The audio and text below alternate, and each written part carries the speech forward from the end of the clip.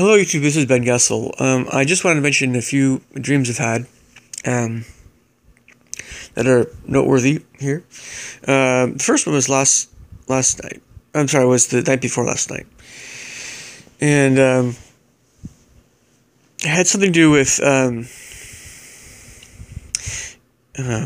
somehow I met some Dungeons & Dragons role-playing folks.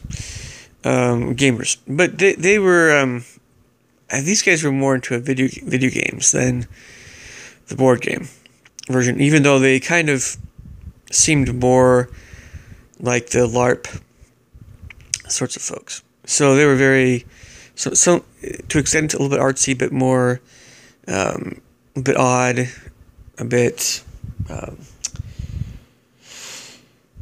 dramatic into their characters, and etc., and fun to be around. So anyway, I was kind of liked and invited into this LARP type group. But they did, again, video games that were kind of fantasy oriented and Dungeons & Dragons oriented, and the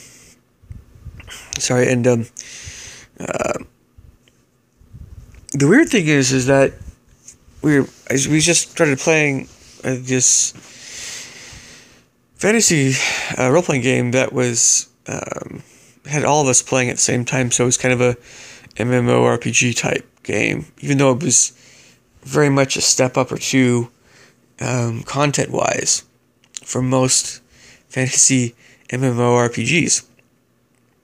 And they weren't going to, this is something where I don't remember talking about paying money like for a monthly basis type thing. It wasn't like that at all. It was something where I guess we just could play the game if we wanted to, kind of thing. I don't know. But it was all of us playing at once. It was multiplayer. At least it was multiplayer. At least it might not have been an MMORPG, but it was definitely multiplayer. And I remember not doing so well because I wasn't very knowledgeable about the game or the controls or whatever, and so kind of made a few of them not so happy. But they responded by saying all these very witty kinds of fantasy-ish types of things in response. And so I felt kind of like, oh man, I'm just letting everybody down here. I'm like totally stinking here. It was less of a feeling of being a noob as much as I just felt like, oh, I would really like to at least be a contributor to this. I don't know. The term noob, I think, is more associated with any game that's more action-oriented, or you have a lot more hand-eye coordination, or a lot more knowledge of the game mechanics that involves a first-person shooter, at least.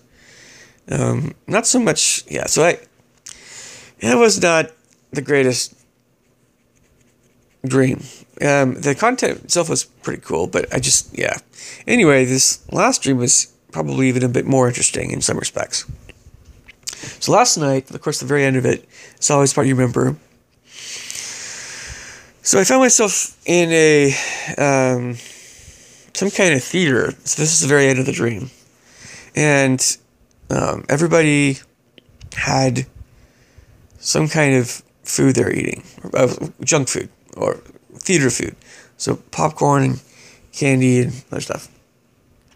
But for some reason, it's just kind of a thing for everybody to have it. Like nobody, I don't know. So it's like if you didn't go into this theater without having some kind of food or junk food, you were considered, I don't know, people look at you funny. I don't know. So I was thinking, what should I get? And I was like, I really had a major sweet tooth. So for some reason, the guy behind the counter, this is weird, he was a Southeast Asian guy, I think. Or, Southeast Asian. Could have been Vietnamese, Cambodian, something in that ballpark. Or Southern Chinese, maybe. Something like that. So he had kind of some, I don't know, know this sounds stereotypical. It's such a dream, so I wasn't. It's just a dream. He wanted me to make up my mind, and take care of business. And okay, so it's like, what do you want? And I don't know. He said it differently. I don't know. And so I was like, I think I'm gonna just take all this candy. For some reason, I was like, there was another guy that I was buddies with or something in the dream, also Southeast Asian for some reason, and we were both going for the candy, and that might have been actually the only thing left, because everybody had got all this stuff, and so the only thing left was candy, but we just said, we'll take the rest of it. So for some reason he only wanted cash, and I didn't have any cash with me. I only had a few dollars, and then I had my cards, right? These, MasterCard or Visa card. It was debit card. So, but he didn't want my cards. He just wanted cash for the rest of this. Then for some reason, I think he tossed up some cash. For the life of me, I don't know why he did. But he tossed up some cash on the counter as if he didn't want me to notice that he did that. So then I took the cash. I was like, huh? I didn't say anything.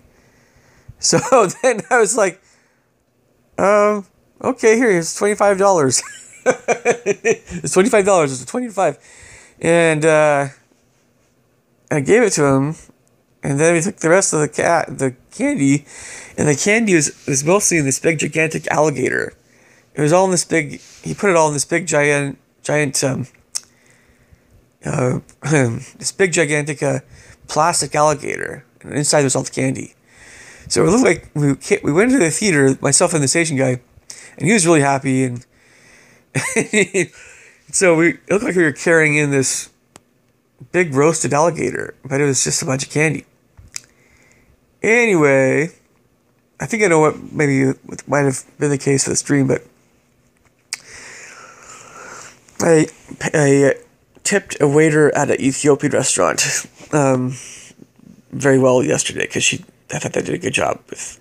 Anyway, and the food was great, but this is in Seattle. It's a different restaurant I hadn't been to before, and maybe I was just a bit generous there, but that might have been the reason. I don't know why. That was just a weird dream, but it's very rare when that happens. And the weird thing is that I basically got all this candy for free because the guy gave me the money to pay for it. So I'm like, how does that work? But I didn't complain, so I wish that could happen in real life, but maybe more with real food. So, no, I don't know. Anyway, all right. Well, tell me what you guys think. Leave me thoughts and comments below. Catch you guys later. Bye.